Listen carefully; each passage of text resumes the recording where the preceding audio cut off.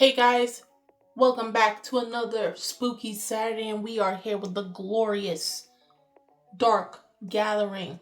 And we are finally at chapter 50, the big 5-0.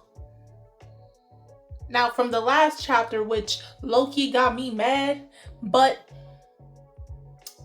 it pacified me in this chapter, where this goat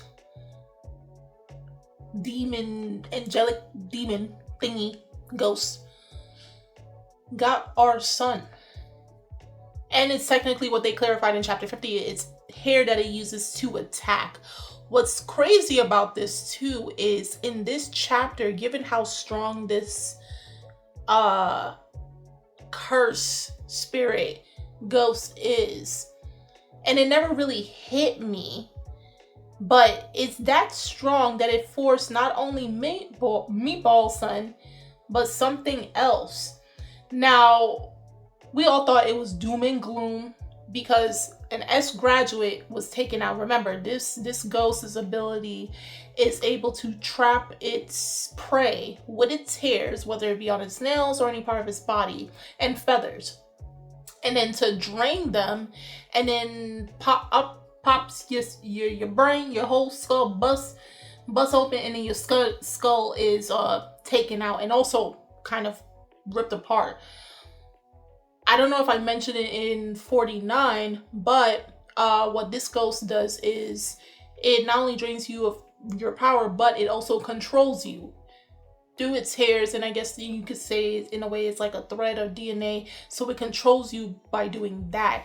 So with chapter 50 opening up, showing us basically what happened at the end of chapter 49, the thing that I realized within the first few pages is that it's still raining. So Meatball Son's ability where it's raining and acid hits the target, causing them to burn and fade away or melt, is still active. So he's still conscious enough that his ability is not taken out, it's still being used. So you see the that demon angel looking ghost is still being affected by the rain.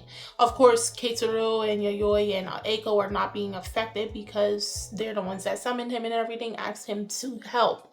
So while that's happening, it tried to attack Keitaro first.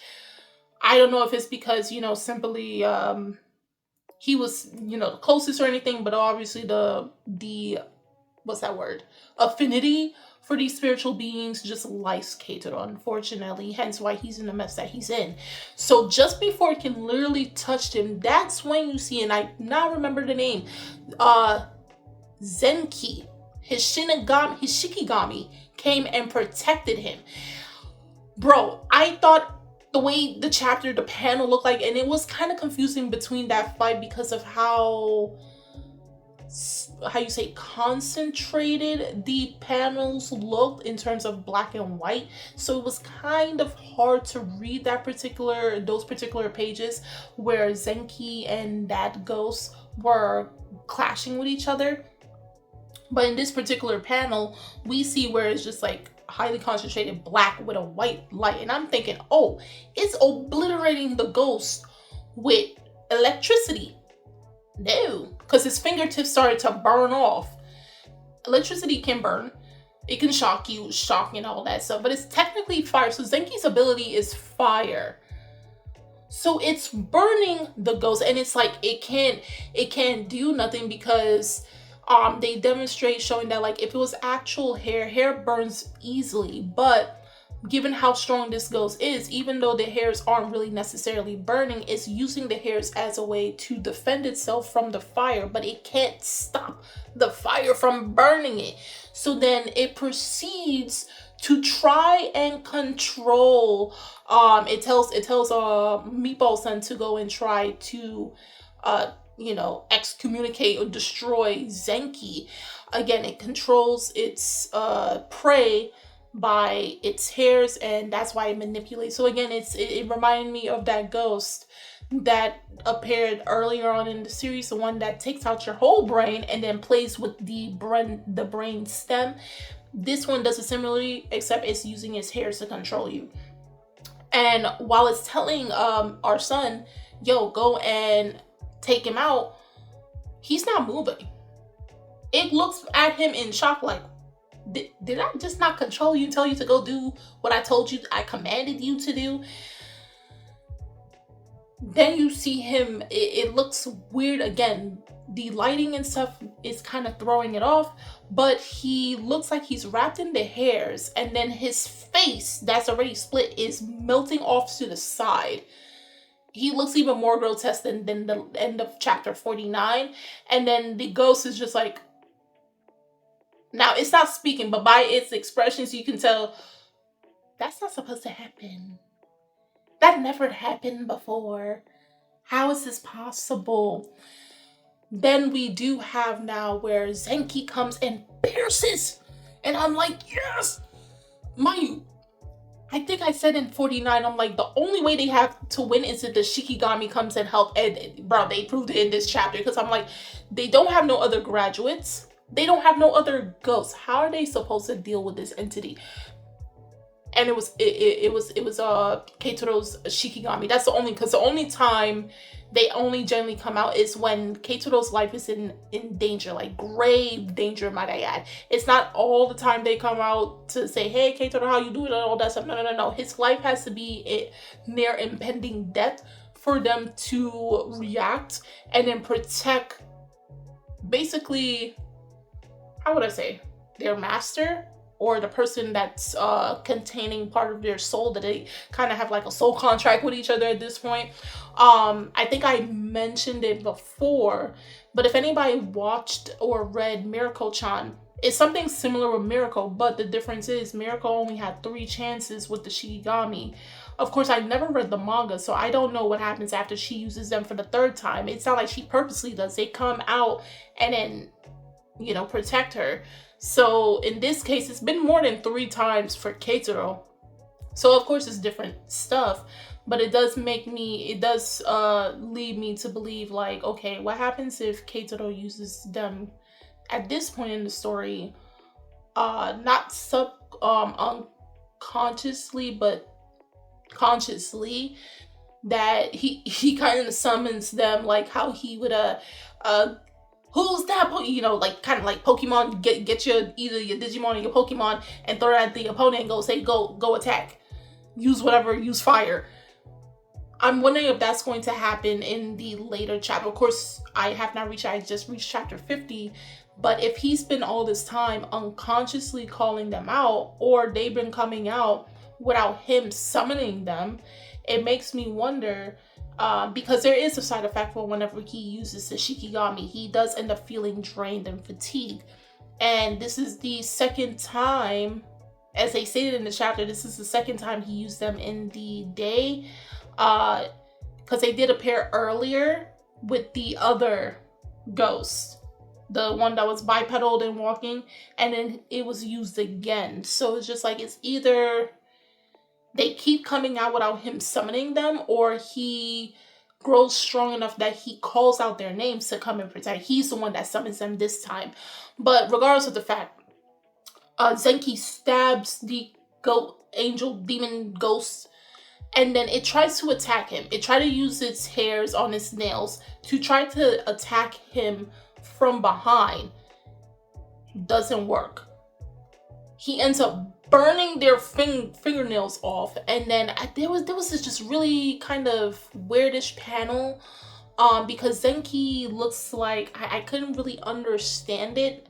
I don't know, like it was showing, I can't even describe it properly, but it looked like the back of Zenki's head has, or it was the front of his head, he has a huge eyeball that's covered by like a big hat, and then hat designs. I don't know how to explain it, but I couldn't tell in this small panel on the page if it's like it was trying to attack his eye from the back or something out of the case. I don't know, but the attack never came about. And then we see our son, they're wondering how come he's melting, and then you see the rain, the same acid rain pouring, and then you see his reflection being reflected on the ground, and then Eiko and Keitaro are in shock. It's just like, we thought you were done for.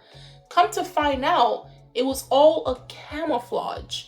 So part of his abilities, once he hits like the 7th form and everything, he can use it as a shield to go on the attack. So he uses mind control where he remotely moves the suit. So he came out, it showed in the panel, like just before he got attacked by that ghost. When he was jumping to leap at the ghost from chapter 49, he took his own body out. He left a camouflage version, which he was controlling the whole suit and that camouflage body, attacking the ghost so that he doesn't get harmed. Of course, it's still connected to him because you can see by closer to the end of the chapter how it does affect it, but not too badly. So it realized that, oh, I was duped. And then it was attacked. And then we have our son attacks not only that ghost, but also Zenki. And you know his ability is to eat, so it snapped Zenki in half from top. It basically ate the top part of its body. And I'm thinking, did Keitaro just lose one of his Shikigami? Because it's Zenki and Zenji or something like that. Tenki, no, this is Zenki. The other one I think is Goji. It's the female Shikigami. So Zenki got chopped in half. And I'm thinking he lost one of his Shikigami. But mind you, I believe the Shikigamis are tied to his soul. So that could have been a problem.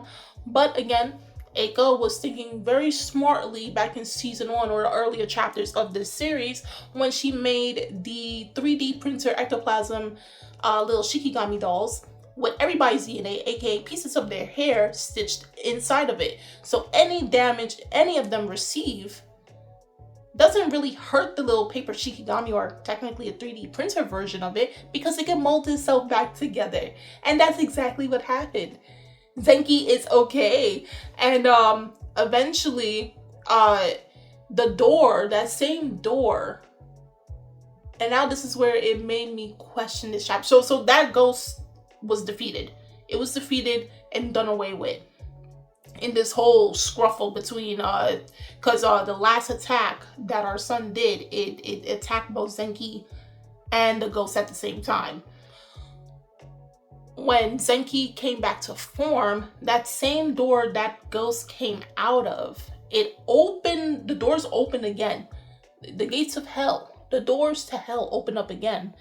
And then we see where Zenki faded away and went through the door, as well as I won't even say that. Based on it looked like it, because I looked at the chapter and I'm like, hold on, is the door for Zenki, but Zenki's residing. So my bad, correction. The door opened back up because the ghost got defeated. It opened back up and it took the ghost along with it. Now this does lead me into one or two questions. When that door opened up and it took the ghost back because it faded into it, doesn't that mean it can still heal and come back another day? Because it's not really dead. It's not like the doors open back up again, like as if it was to receive or let something out. And then it faded. I mean, Zenki faded back to enter back into Keitaro's body. If you didn't need all that extra panels, but you can assume that's the case. But that door, it received back the ghost. So it's a likely chance that we could possibly see that ghost again, all healed and out for revenge, because it never faced something against that. Now, as I mentioned a little earlier about like with our son, not only that he was working with Zenki in a way. I wouldn't even say he was working with him, but it took a S graduate, and technically, as they explained in this chapter, our son is technically above S rank. And then Zenki Keitaro Shikigami is also S rank or technically higher. And it took two of them to defeat. And they did say that this ghost that they face off against, they equated to it almost being on the level of a god. And mind you, Yayoi spoke about this earlier before they went to Kyoto. She's like, in order to face off against Ai's god, she didn't say all of this, but she did say like to face off against a god. And mind you, she did also mention even earlier than that. And I think this was during the time where they just met Ai and everything, but a little bit, not too much. But two of the incidents that Yayoi did face off against a god, and she had to use 3 of her graduates to defeat it. And she did mention that when we do face off against Ai's god, we will need 3 or more graduates to face off against it. And now, this is the first time that Keitaro and Eiko, together with Yayoi, has faced it off against something that was nearly on the same level as a god. And they had to use 2 S rank, you can say S rank or above allies to defeat it. So it makes them wonder, okay, if this is what it takes, what happens when it comes to when we actually do face up against Ai's god? Now, the ending, close to the ending of this chapter, and now Meatball, he's fine and well. Eiko does tell him thank you for protecting us, and he gave us a little smile. He did. He's okay. He was just a little roughed up. He's fine. The curse is broken, and now Yayoi is finally awake. She missed out on all the action and everything. And I know this is like the first time we ever seen like Yayoi in such grave danger and stuff like that. So it's just like, as long as she's okay, because she is the main protagonist of the series. She was the one that appeared on the first volume cover. So yeah. But regardless of that fact, she is fine. The curse is no longer affecting her, so she's okay. So just before they all can say, you know what, this night was wild and all, but now we gotta get going, they got stopped by the monks. The ones that were in that car crash a few chapters ago because of that curse. They survived. And mind you, they didn't just survive. By some of them looking like they just hit the gym. They look like gym bros, especially the head one. Who grandpa that? Why he look like that? Mad buff. He got the kiss that muscles like he got the 6-pack set, or probably an 8-pack. All bandaged up and everything, but they came to see what was happening. Mind you, they were there during the whole occasion that was going on where they saw them being chased. Keitaro was about to flip his lid, which is justifiably so, because just like you saw that we were about to die, and they said we were waiting for a moment to intervene. No, y'all were waiting for us to die so you couldn't cover this up or something. I don't trust y'all. I don't care. But nonetheless, they managed to escape, and they showed a flashback with the monk that was in the temple.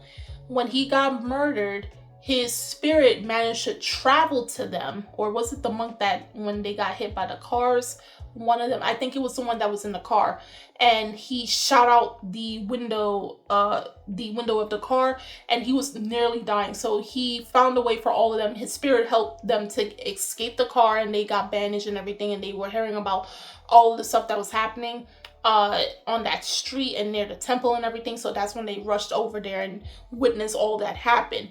Now, this is where it leads to them saying that, like, you guys can't go yet because we have a lot of questions for you, especially with you gathering these ghosts to defeat these ghosts. You guys are not allowed to leave as of yet. So then the head monk told 2 of the other monks that you need to go to the house that originally had that seal where the deceased priest was and check up on it. While we're here and we're going to be questioning these kids. So now we have it where we're back at the house where this all really started, and the truth is actually revealed that caused the spirit to go run rampant that night, and it's actually pretty messed up. So they tell, saying that like every 50 years there is a ritual that goes on to basically protect the place and all that stuff. How they go, they to basically keep that seal from opening.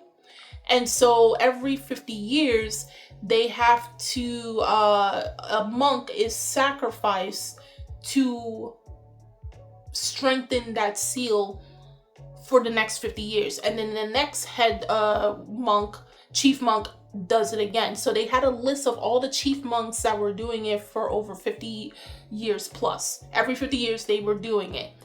Then there was this one particular monk, that's by the name of Kengyo, who was supposed to have been sacrificed and then mummified to keep the seal, because they get sacrificed, so they die. And to keep that seal. What happened was, when they find out and unrevealed the mummy was a woman. It wasn't the monk. It's a woman. And it's not just any woman. It was Kengyo's wife. He did not go through the ritual properly, and it was half botched. He sacrificed his wife to take his place. Hence why all of this happened.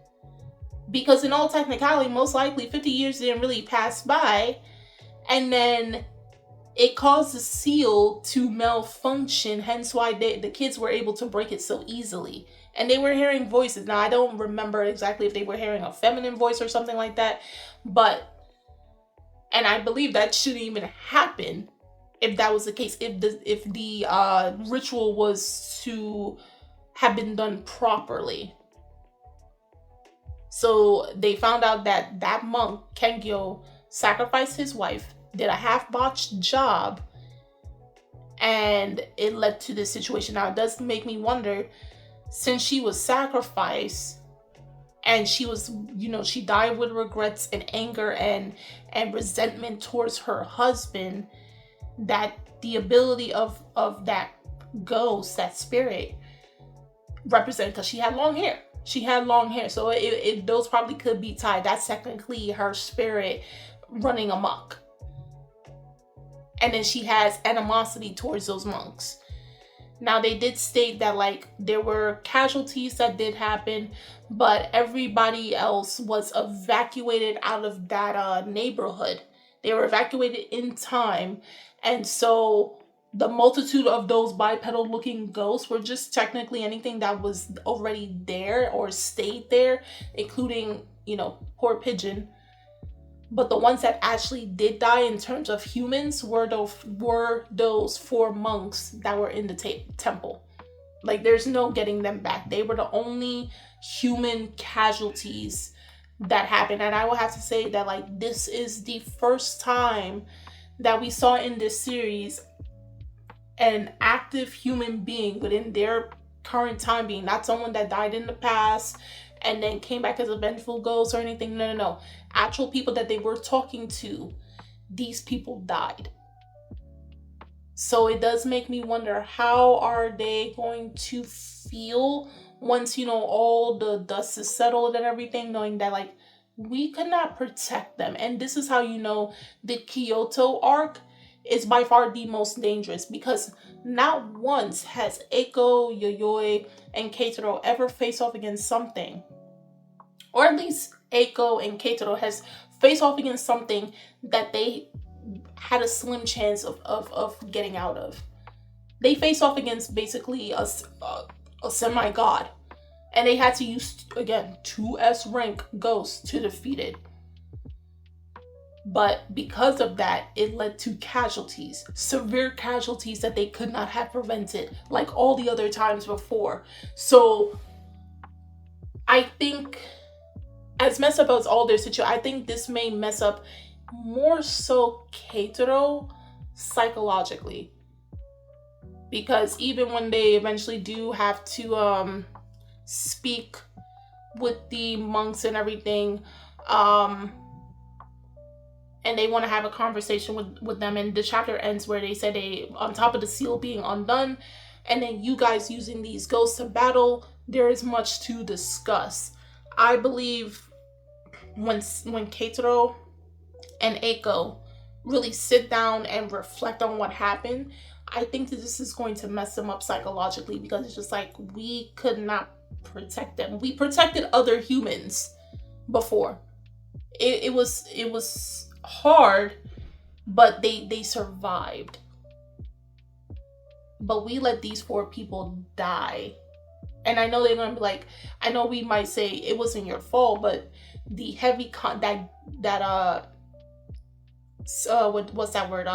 Survivor's guilt is probably gonna eat at them. And either one, it can cause them severe depression, or it can force them to want to get stronger, so that when they do eventually face off, and now that this ended, they reach all 5 points. This marks all 5 points being covered in Kyoto. Now they have to face off against Ice God. Unless they're going to deal with, before that, the body snatchers. But yeah, I see how this can mess up them psychologically. I can see that. I can definitely see that being the case in the next 2-3 chapters. Possibly 5. Possibly. But nonetheless, they won. But at what cost? Right? If you guys already read chapter 50 of Dark Gathering, please do tell me in the comment section below on how you felt about this chapter. If you already read past this chapter, of course, no spoilers, but what do you think would be the aftermath? Like, if you can tell me what your first initial thoughts were after reading this chapter, if you're new to this series, what were your thoughts on this chapter? Are you guys excited for season 2 when that eventually comes? Again, they may talk about it in Jump Festa that's happening quite literally next week. So stay tuned for all of that news of Dark Gathering. The links are in the description box. You guys go check it out. And I'm Kimmy-chan. And I'll see you guys later. Bye!